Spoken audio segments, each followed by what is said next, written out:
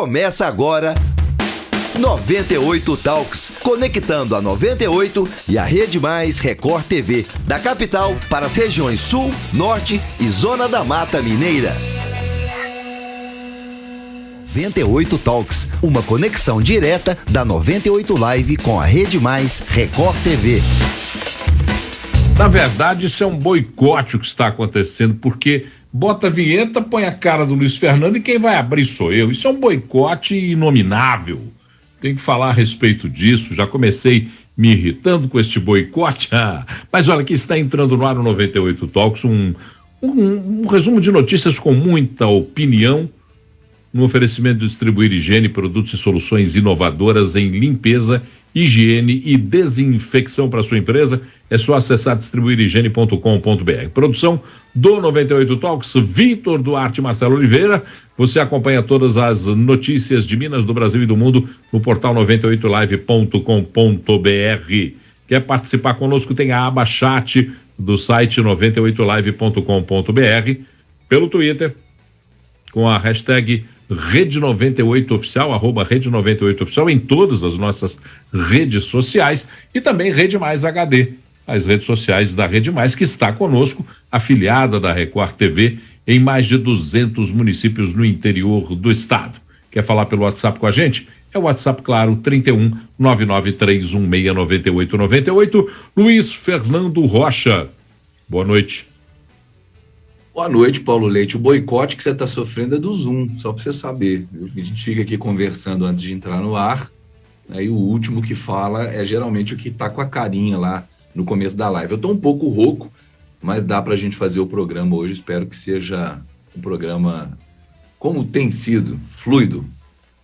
Olha, na verdade, Luiz, a gente vai começar o programa com imagens que hoje, por volta de 8h50, nos impactaram.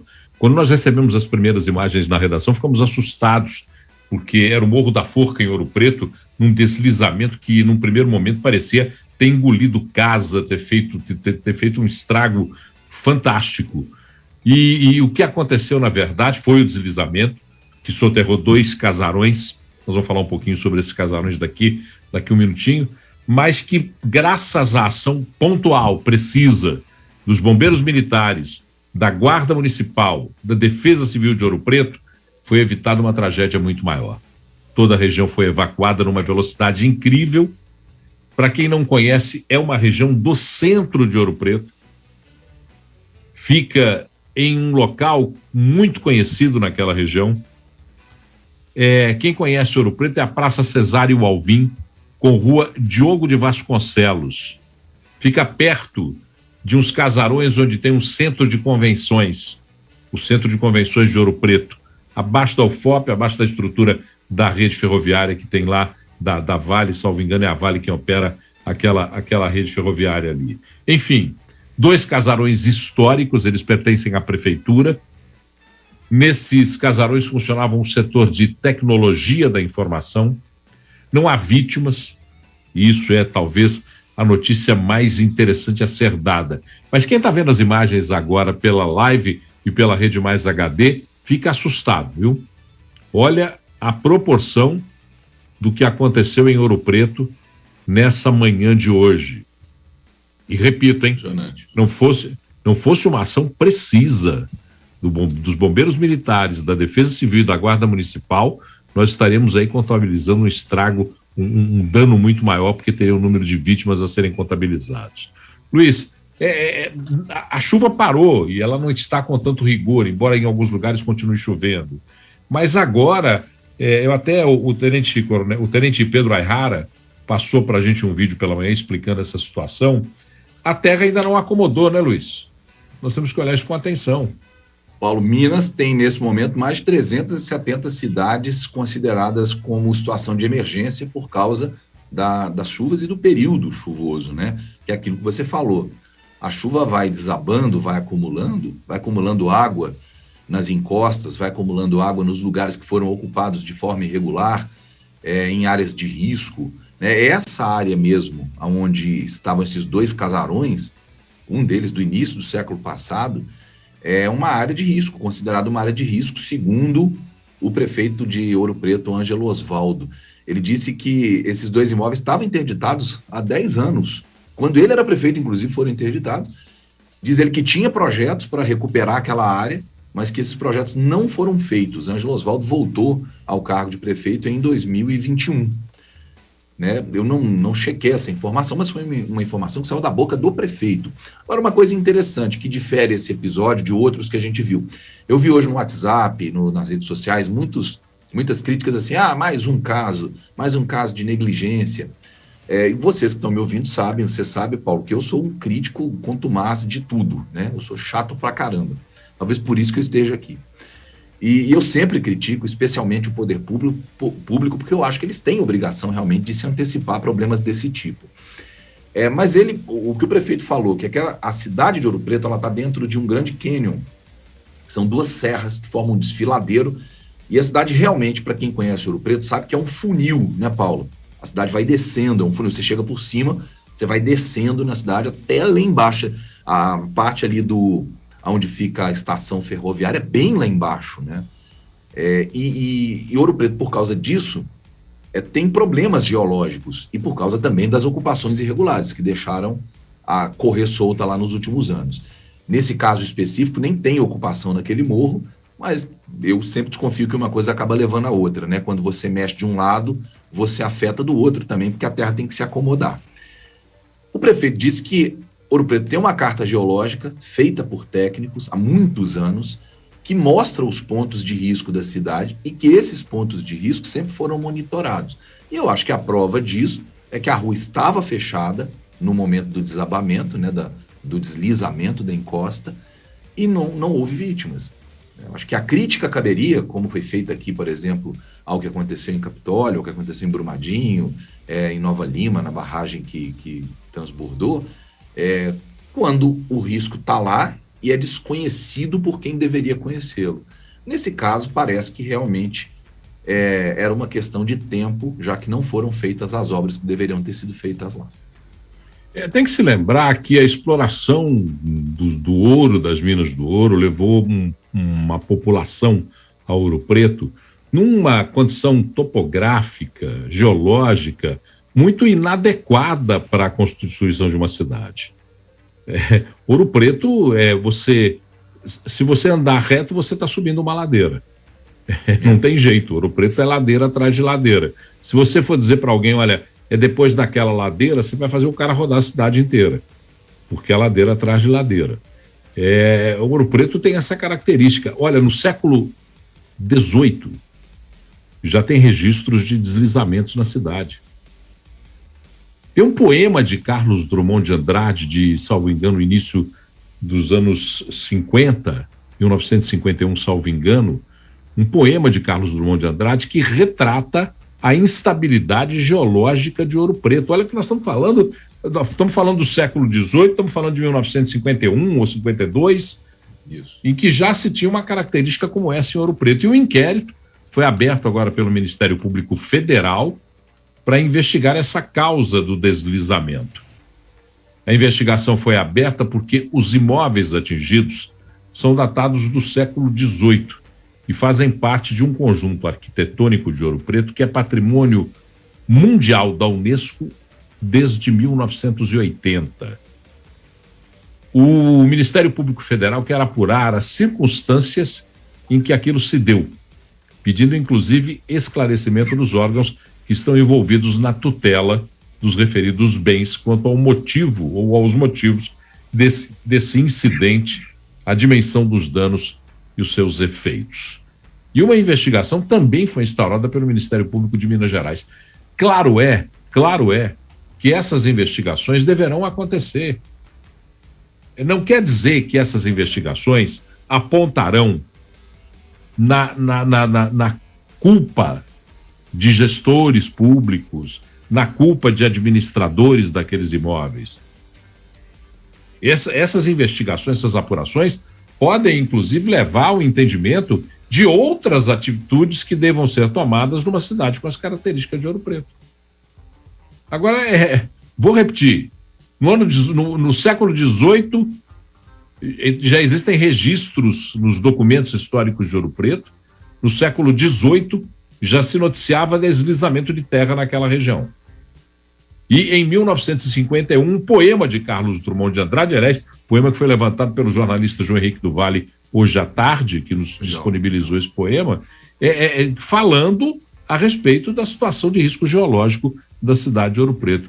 É preciso entender essas coisas para a gente poder compreender melhor o que está acontecendo. O Solar Baeta Neves, por exemplo, o casarão, que é um casarão no estilo neocolonial, ele era protegido pelo IPHAN.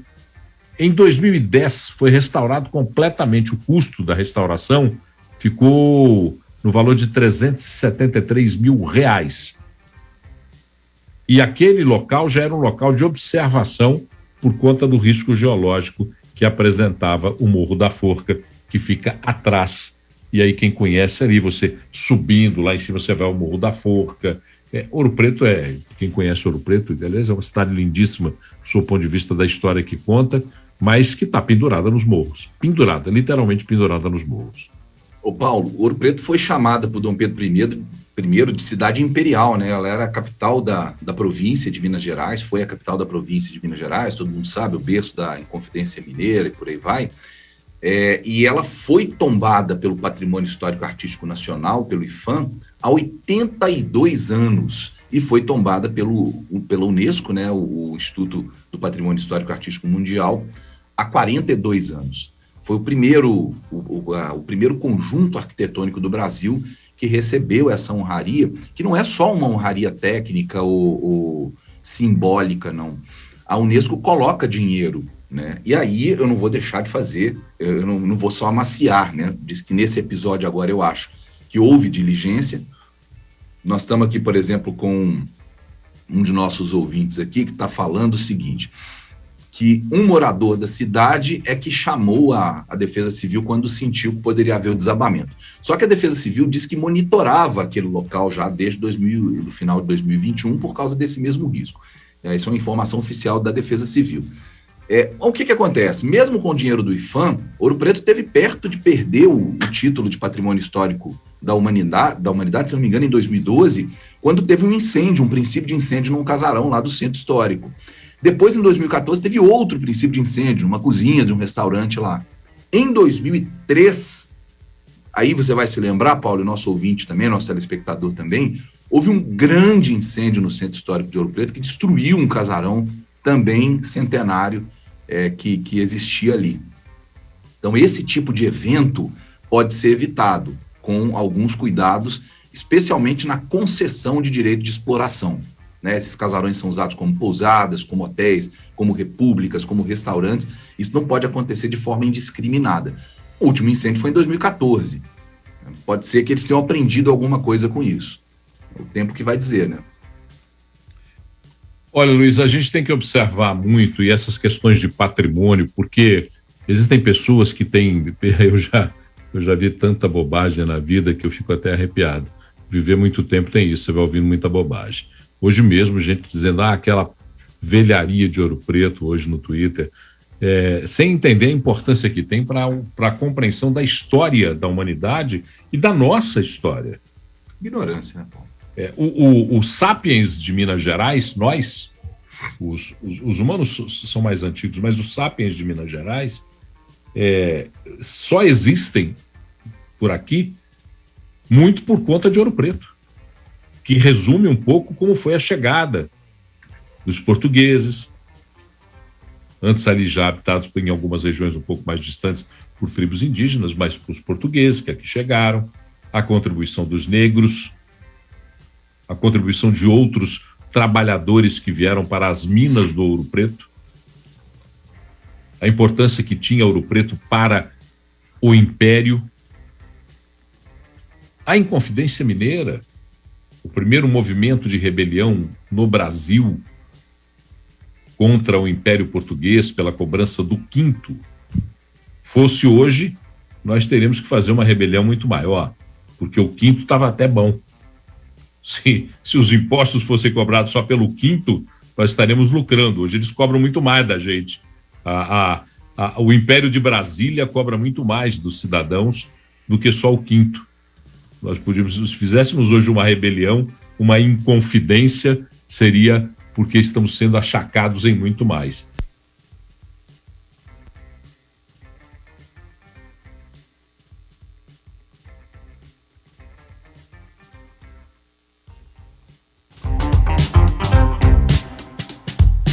E você abordou muito bem sobre elas, denúncias que foram feitas a respeito das ocupações ilegais. Algumas com vistas grossas e outras incentivadas por movimentos políticos. E isso nós estamos falando no arco dos últimos 30 anos, tá? Não vou nem me prender aos séculos passados, mas no arco dos últimos 30 anos, do final do último século para esse século, nós observamos em Ouro Preto ocupações financiadas por movimentos políticos, ocupações que não foram, mais uma vez, vamos esbarrar naquela questão que nós esbarramos aqui ontem, o ônus da gestão pública de não permitir que o ser humano ocupe lugares onde ele vai correr risco. Eu outro dia fui bombardeado no Central 98 porque eu disse que aquelas populações que estão no entorno do anel rodoviário em Belo Horizonte deveriam ser imediatamente retiradas. Porque até agora, com a proteção divina, com a sorte, com a boa fortuna, como nós diríamos, nenhum desses acidentes graves do anel passou por cima daquelas ocupações, porque o dia que passar, é verdade, será um sem número de mortos. Mas tem gente que se arrepia quando se fala nisso, higienista, querendo retirar as pessoas do local onde elas estão porque você mora num apartamento na zona sul da cidade. Não!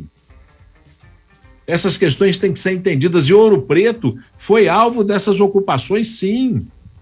Assim como Belo Horizonte.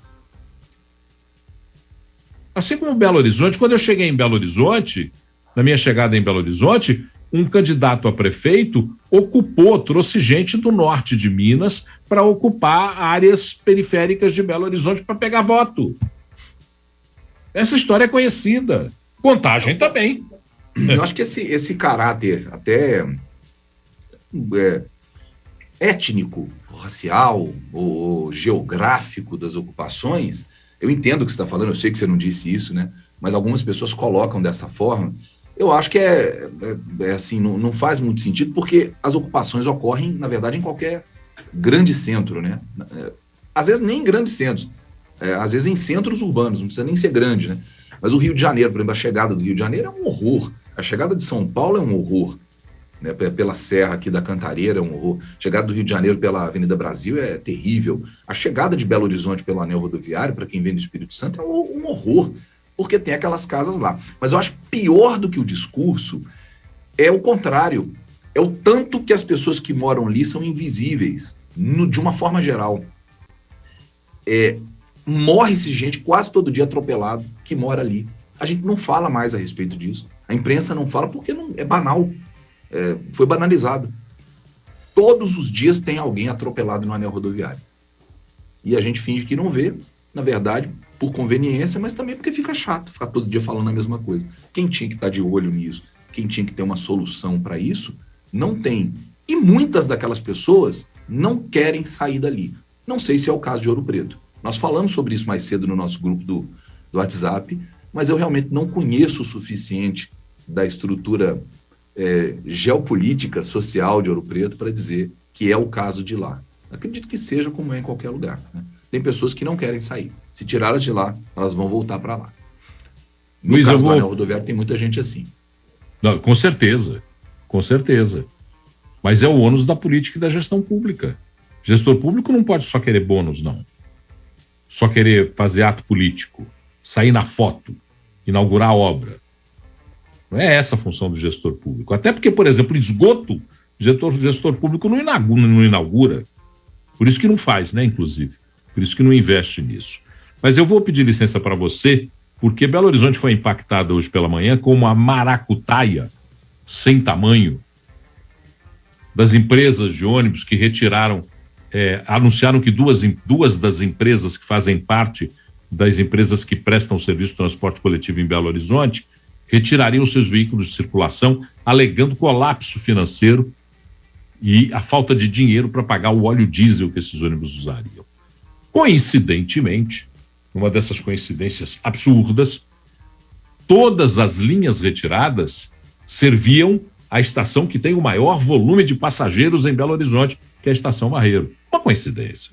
Claro, uma triste coincidência. Claro que eu estou sendo irônico, né? Estão nos colocando mais uma vez o nariz de palhaço. Mais uma vez o Belo Horizontino é feito de trouxa, porque tem que acreditar nesse conto do vigário que as empresas de ônibus estão passando na gente, empresas de ônibus que foram as únicas beneficiadas pela prefeitura com adiantamento de verba. O resto dos empreendimentos e das atividades econômicas da cidade não recebeu um centavo da prefeitura. Inclusive, algumas renúncias de impostos estão sendo cobradas agora de maneira extorsiva, quase. Mas as empresas de ônibus receberam um aporte fenomenal. Enfim, hoje, o Ministério Público de Minas Gerais capitaneou uma reunião entre o prefeito de Belo Horizonte, o Sindicato das Empresas de Transporte e o MP. Foi feito na sede do MP agora à tarde, e a reunião terminou sem nenhuma conclusão. A proposta apresentada pelo prefeito Alexandre Calil é que sejam repassados 4.300.000 reais às concessionárias. Lembrando que eles já receberam uma bolada no início da pandemia, um dinheiro que não deveriam nem ter recebido, mas receberam. E aí nós estamos aí sendo feitos de bobo mais uma vez. Não se explica o porquê desse dinheiro ter sido adiantado. Aliás, a gente desconfia, né? A gente desconfia. Aliás, eu estou na trilha desse dinheiro. Eu, como jornalista, estou na trilha desse dinheiro e já lhes adianto, já percorri um bom caminho nessa história malsinada do adiantamento da prefeitura aos empresários do transporte coletivo de Belo Horizonte. Enfim, segundo o procurador-geral de... diga. Desculpa até te cortar, só uma coisa que eu acho que é uma observação que a gente já fez outras vezes aqui, né? Não estou falando especificamente de Belo Horizonte não, viu, gente? Mas vale também para a capital. Os contratos de concessão de serviço de ônibus, assim como os contratos de concessão de serviço de limpeza urbana, de coleta de lixo, eles são muito obscuros. De uma forma geral, o Ministério Público já tinha que estar agindo em cima deles há muito tempo, se é que não está, né? São contratos muito obscuros, de praticamente todas as cidades. Tem uma outra coisa, por exemplo, contratos de concessão de placa de táxi. Tem cidade que tem tanto táxi quanto habitante. O prefeito dá a placa de táxi, porque o cara tem renúncia fiscal lá, tem benefício fiscal. Na hora de comprar o carro, ele compra mais barato, compra sem IPI. Aí o prefeito dá a placa de táxi para um monte de gente. Você vê um monte de carro circulando como táxi aí na estrada e o cara nunca levou um passageiro na vida. É o carro do vereador, do financiador do prefeito, do amigo do prefeito. Isso acontece com muita frequência. Tem muita cidade aí com esse tipo de... Como é que a gente fala? De maracutaia, uma palavra que você usou. Confins tinha muito esse problema. Confins tinha táxi pra caramba, porque no aeroporto de Confins só podem circular os táxis com placa de Confins. Só podem pegar passageiro placa com táxi de Confins.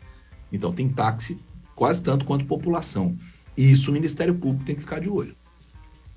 E o Ministério Público, através do Procurador-Geral Jarbas Soares Júnior, disse que uma nova reunião está marcada para a tarde de amanhã com as partes interessadas, e ele garantiu que até nessa reunião as viagens da Transoeste serão retomadas normalmente. A Transoeste é a empresa que retirou aí um sem número de ônibus, 27 ou 28 linhas prejudicadas, todas elas de uma maneira casual, de uma maneira, eu acho que foi assim um infortúnio. Todas elas foram retiradas da estação de maior circulação em Belo Horizonte. Por quê, hein? Será que a gente vai conseguir entender isso um dia? E outra coisa que eu quero adiantar aqui, em nome do jornalismo.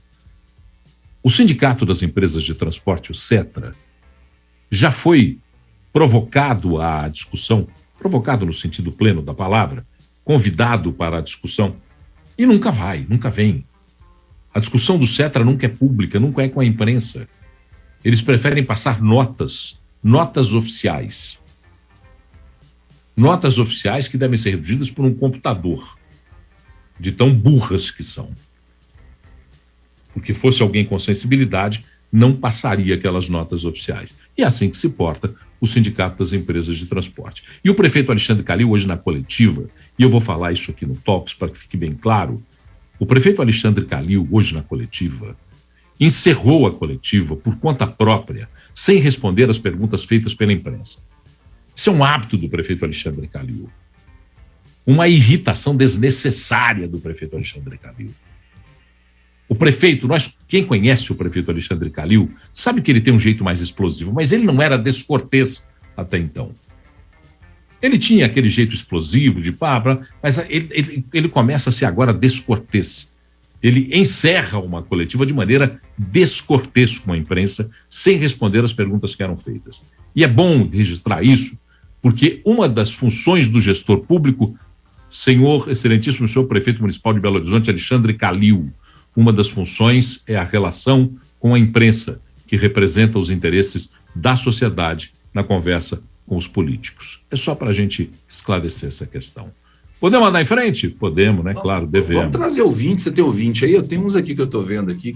Vai no seu aí, porque eu aqui não recebi dos ouvintes, ainda não os recebi. Daqui a pouquinho eles entram aqui, mas vai você aí.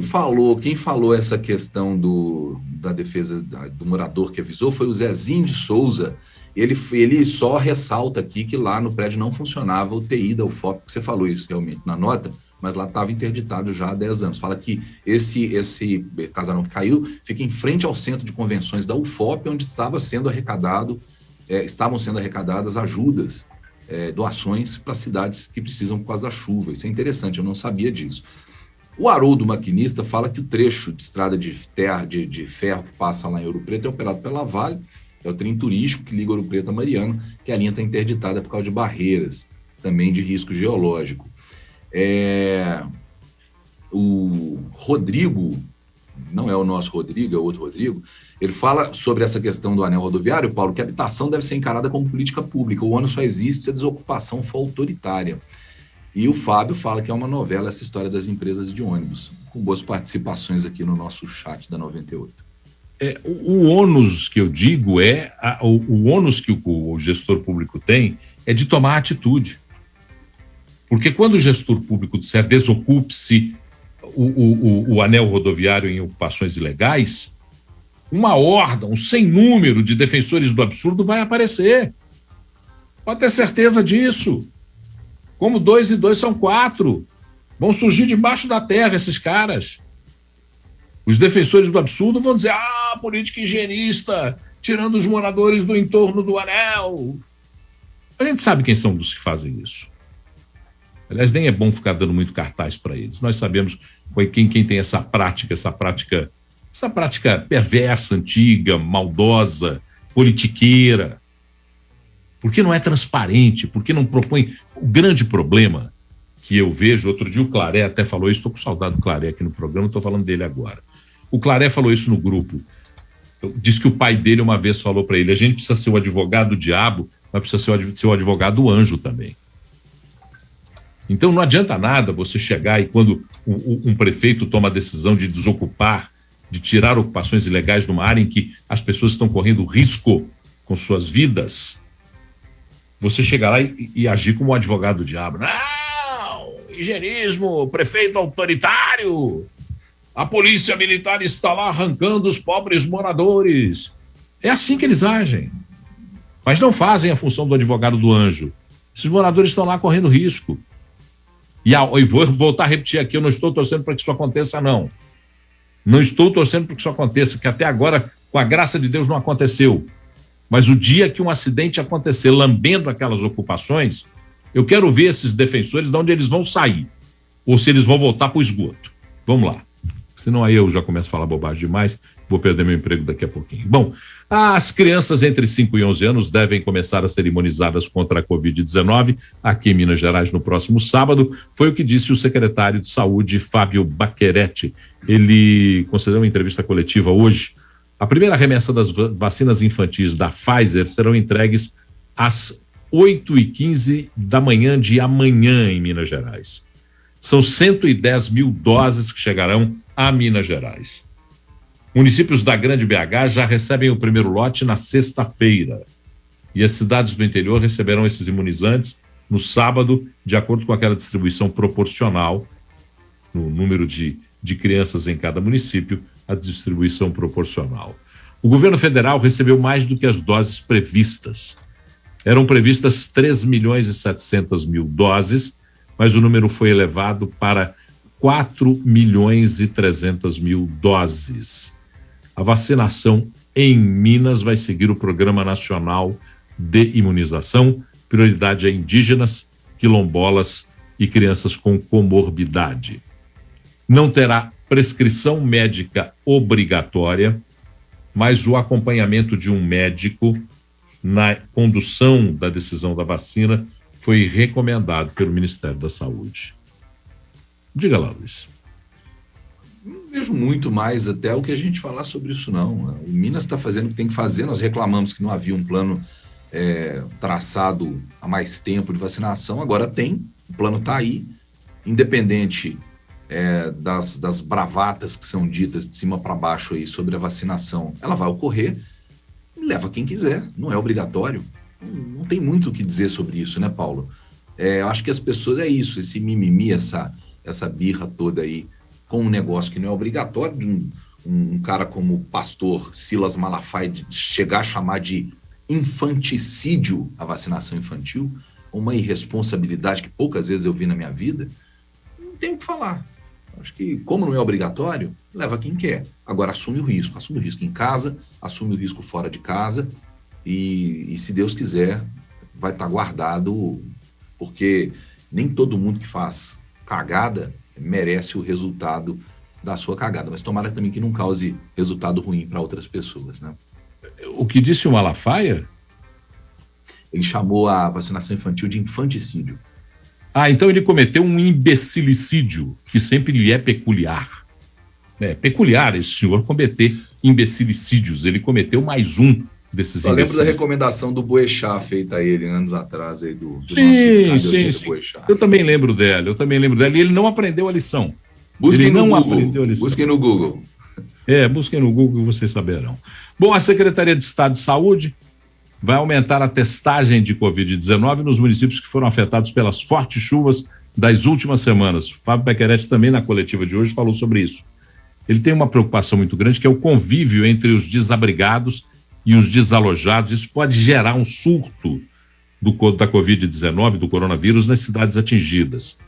Ele, inclusive, lembrou o que aconteceu na Bahia, que depois das chuvas, a Bahia enfrentou um surto de influenza e de Covid na população desabrigada. E é justo que se aumente essa testagem. Mas, eu não sei como é que está a situação no resto do estado, mas em Belo Horizonte, por exemplo, nos laboratórios e na rede pública, faltam testes RT-PCR. Faltam testes. Parece que no interior do estado tem a mesma situação. Sim, mesma situação.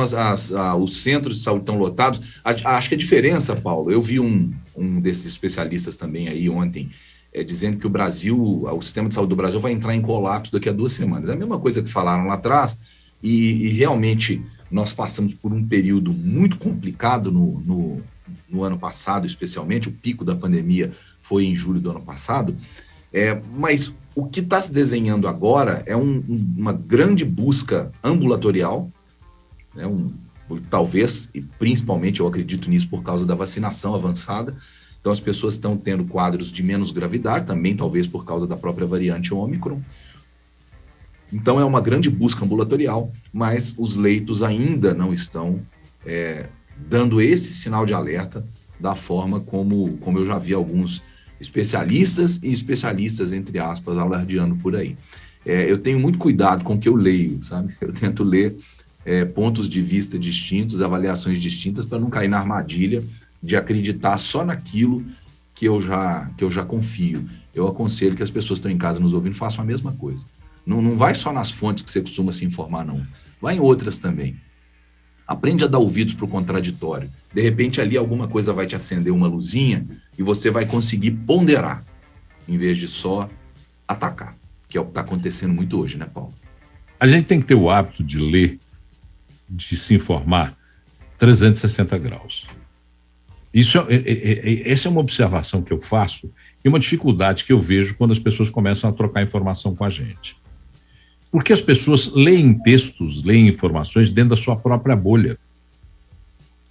E se esquecem que você tem que, mesmo para que você seja contrário àquilo que está sendo dito fora da sua bolha, você tem que ter a curiosidade, a saudável curiosidade de ler o que está fora da sua bolha. E isso é uma coisa, eu estava falando isso com meu filho outro dia, meu filho lê só o que está na bolha dele. Eu disse, olha, abra, comece a... Eu de manhã, Luiz, eu não vou citar os nomes dos sites ou dos veículos, mas eu vou em todos eles. Eu vou em todos eles, de Garrincha a Zagallo, da ponta direita à ponta esquerda. Eu vou em todos eles para poder ver exatamente o que está sendo dito, para depois tirar minhas conclusões, ou até investigar a informação. Cruzar informações também é muito importante, você cruzar informações que às vezes a gente tem uma informação dada como certa, mas ela só foi mal interpretada, isso é muito importante também. Eu abro 33 abas, Paulo, todos os dias de manhã. Nós estamos quase empatados, viu, amigo? Estamos próximos do empate. Você está com 33, eu abro 31 abas todos os dias pela manhã. Eu me levanto muito cedo. Os velhos acordam cedo. Dormem menos, acordam cedo e mal-humorados. Isso é uma lógica máxima da velhice. Como eu já passei dos 65, então eu tenho todas essas características. E quando pela manhã eu vou à consulta da informação, eu faço a consulta da informação em 30 abas. Todas as manhãs, 5:30 da manhã, você me vê lá fazendo a consulta da informação. E isso é uma questão que eu me dedico a fazer, porque é assim que eu entendo que eu posso dinamizar a informação. E aí, benefício da dúvida, questionamento, ligar para a fonte, procurar outra informação, procurar artigo científico. Meu amigo, você quer ser bem informado? Seja bem informado. O grupo da tia véia do WhatsApp não te informa bem, pode ter certeza disso. Médico ortopedista, como eu recebi outro dia, falando de vacinação, esquece, não é ele o cara adequado para falar. Daqui a pouquinho nós vamos receber o secretário executivo da OAB, vai conversar conosco. A OAB está aí fazendo ações, intensificando ações para aqueles que estão sendo prejudicados aí com o que está acontecendo no Estado, os atingidos, né? Nem é prejudicado. O doutor Sanders Alves Augusto, que é secretário-geral da OAB, aliás, já está conosco o doutor Sanders, vamos cumprimentá-lo, é um prazer enorme estar aqui com o senhor. Doutor Sanders, boa noite, prazer recebê-lo aqui no nosso 98 Talks. Boa noite, Paulo Leite, Luiz Fernando Rocha, é um prazer compartilhar esse espaço com vocês, estamos aqui à disposição em nome do presidente Sérgio Leonardo. Bom, a gente está vendo aí questões que estão nos assustando, primeiro pelo volume de chuvas, um volume de chuvas que assustou todo mundo, fora dos padrões, e causando uma série de danos, de pessoas desabrigadas, desalojadas, deslizamentos, retirados imediatamente das suas casas, alguns nem poderão voltar às suas casas, e a OAB tem feito uma ação, que é uma ação de acompanhamento e de encaminhamento das soluções para esses desalojados e desabrigados. Como é que a OAB tem atuado nesse momento com essa situação que passamos aqui no estado de Minas Gerais? Paulo, primeiramente agradecer o convite da 98 em seu nome, do Luiz Fernando. O presidente Sérgio Leonardo, assim que assumimos a instituição, instituímos uma forma de atender, né, a advocacia em especial, de forma célere e realmente com efetividade. Então, dado a isso, quando assumimos e as fortes chuvas que assolam todo o estado, né, nós somos hoje em torno de 250 subseções pelo estado, é como se fosse a OAB Minas Gerais, o governo do estado, e as subseções fossem as prefeituras, né, só para o leigo que nos acompanha entender. Então, cumprindo a nossa finalidade, né, da Ordem dos Advogados do Brasil. Houve um travamento no sinal do Dr. Sanders, provavelmente porque ele está usando a internet lá na OAB, ou então uma compartilho que recebeu alguma ligação.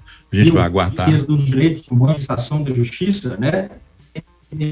Esta situação de calamidade de inúmeras cidades do Estado, como já dito, né? Afetando advogados e advogadas, afetando sedes da OAB. Então, fizemos um comitê de crise instituído pelo presidente Sérgio Leonardo, em que vamos atuar em duas frentes. Primeira frente, defesa da advocacia, ver os prejuízos que os advogados tiveram em suas residências e em seus escritórios, instituindo uma ajuda pela Caixa de Assistência dos Advogados, que é o nosso braço social, que é presidida pelo doutor Gustavo Chalfun, de auxílio extraordinário ao advogado.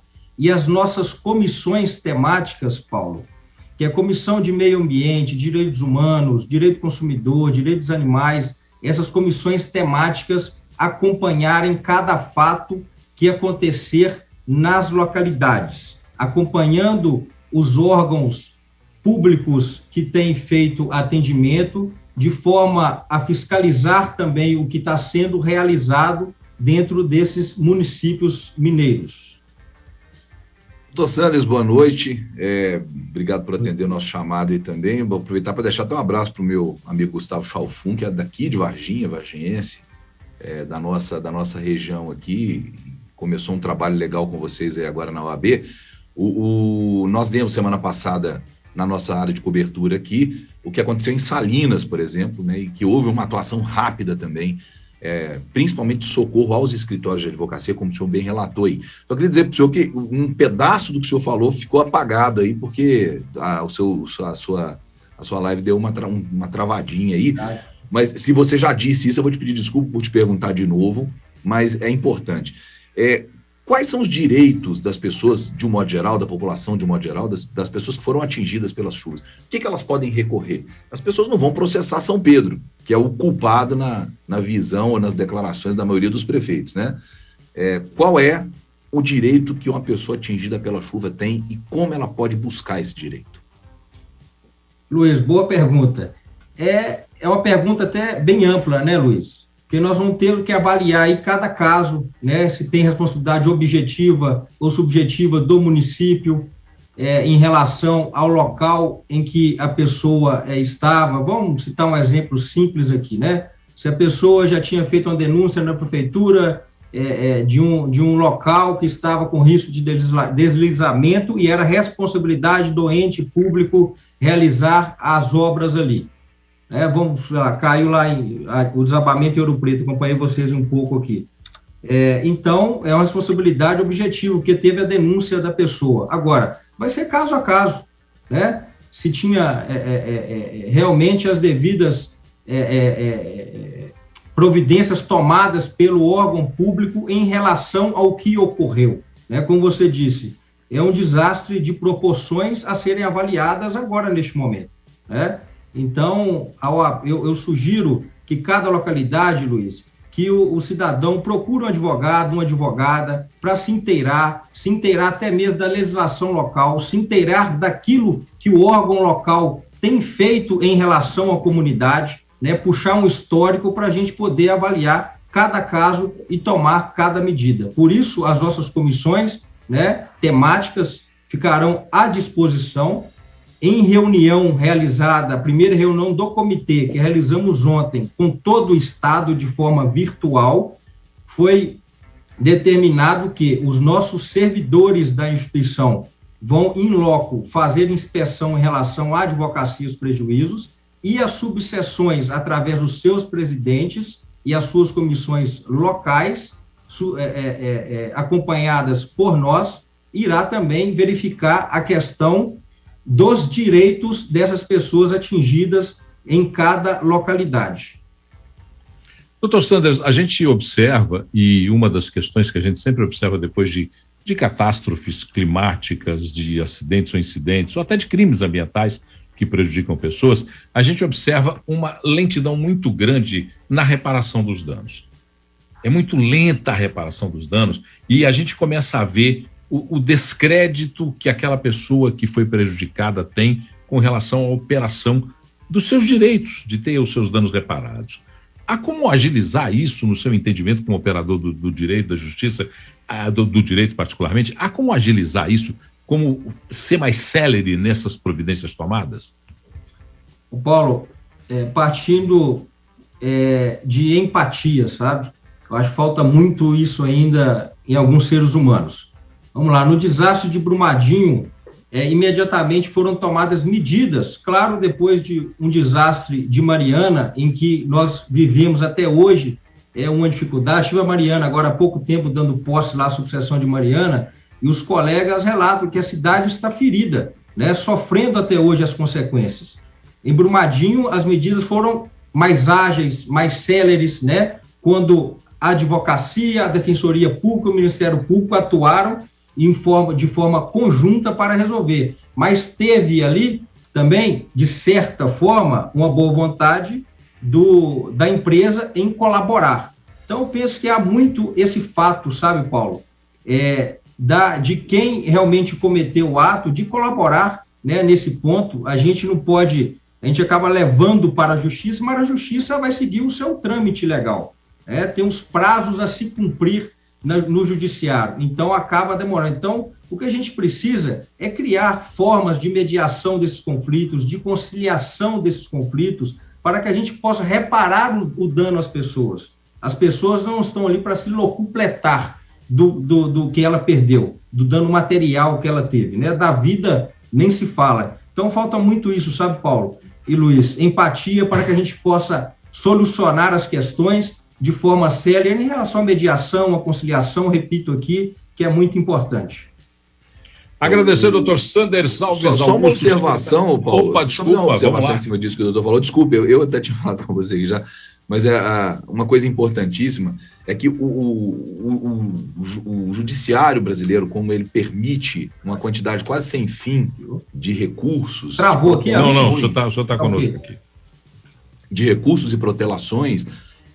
eu acho que é uma demonstração muito clara disso que o doutor Sanders falou, da falta de empatia. A gente tinha que criar um sistema que fosse mais empático com, principalmente, algum tipo de vítima, um tipo específico de vítima, não trazendo um coitadismo para essas vítimas, mas colocando elas num lugar onde elas realmente estão, de falta de condições de esperar por uma indenização.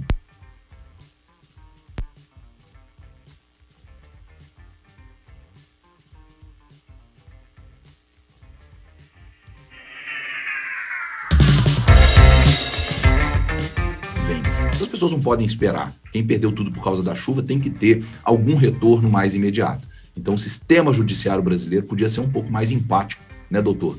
E obviamente que isso depende de leis, não depende do judiciário, mas é um negócio que a gente sente, né? Como se protela decisões judiciais nesse país nosso. Exatamente. Doutor Sanders Alves Augusto, secretário-geral da Ordem dos Advogados do Brasil, Seção Minas Gerais, muito obrigado por ter dedicado um pouco do seu tempo para essa conversa aqui no Talks. Estamos à disposição da OAB. A OAB está recolhendo donativos, está fazendo alguma campanha nesse sentido? Se tiver, eu vou abrir espaço para que o senhor fale sobre ela. Boa pergunta, Paulo. É o que eu iria dizer na minha despedida agora.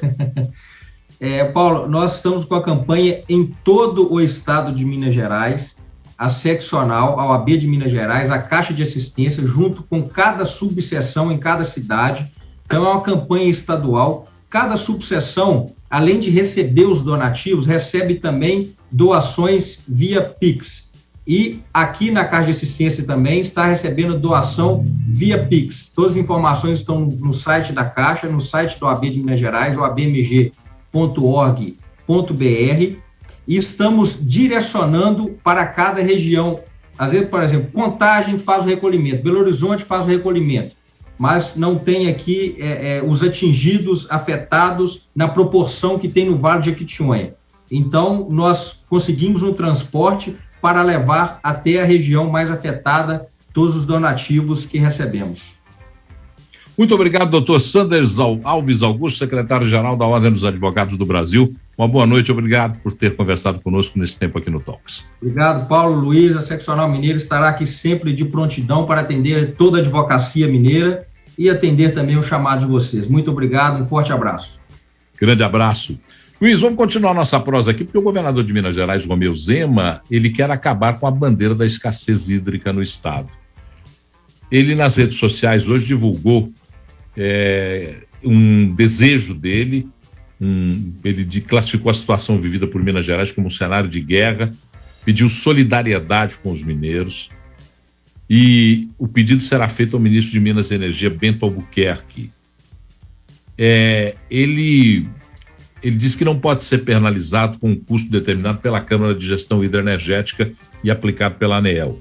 O que acontece, eu fui apurar essa questão, o cálculo é feito no território nacional. O cálculo da ANEEL, da tarifa, da escassez hídrica, das bandeiras, ele é feito visando todo o território nacional. Por exemplo, nós temos hoje no Rio Grande do Sul seca, reservatórios abaixo da média. E em Minas Gerais, com as chuvas, reservatórios lá em cima. O governador disse o seguinte nas redes sociais: envia ao ministro de Minas e Energia um pedido de suspensão da bandeira vermelha de escassez hídrica na conta de luz do nosso estado. Termina dizendo: não podemos ser penalizados com o custo determinado pela Câmara de Gestão Hidroenergética e aplicado pela ANEEL. Estamos pagando R$ 14,20 a mais para cada 100 kWh consumido desde novembro, Paulo. Então, acho que é hora, sim, né, de se olhar com mais complacência para essas pessoas que estão tomando prejuízo aí por causa de chuva e continuam pagando a conta de luz mais cara. Parece um contrassenso. Conta de luz mais cara porque não tinha água. A água está aí. É óbvio que, infelizmente, esse sistema não é sustentável, né? Ano que vem, se chover menos, nós vamos ter seca de novo. Porque também não é feito nada nos últimos 90 anos para se prevenir isso. Outro dia eu falei isso aqui, uma pessoa me xingou, falou assim: Furnas foi construída há 50 anos. Furnas continua sendo hidrelétrica, continua com problema de abastecimento, continua nos trazendo problemas, porque a gente só depende de uma matriz energética praticamente hoje no Brasil inteiro, que é a matriz de água, a matriz hidroenergética. Mas, enfim, que bom que o governador se posicionou. Quero saber se vai ter algum efeito prático na minha conta no final do mês, né, de quem está nos ouvindo, né? De todos nós. Queridão, Cláudio Bozo e Vinícius Silveira, os nossos anjos da guarda, já estão avisando que eu tenho que encerrar esse programa, e nós somos escravos das determinações de Bozo e Silveira. Então, está terminando por aqui o 98 Talks. Muito obrigado pela sua participação, Luiz Fernando. Obrigado. Muito obrigado a você que nos acompanhou. O 98 Talks é um resumo das notícias do dia com opinião, no oferecimento da Distribuir Higiene, produtos e soluções inovadoras em limpeza, higiene e desinfecção para sua empresa. Olha, acessa aí distribuirhigiene.com.br.